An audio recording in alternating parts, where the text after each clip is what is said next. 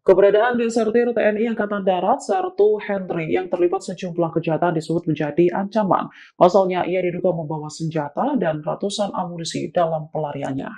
Hal ini diungkapkan oleh Komandan Subdenpom Persiapan Belitung, Letda CPM M. Jaka Budi Utama pada Selasa 14 Januari 2025. Dikatakannya, Sertu Henry masih memegang senjata jenis Baretta.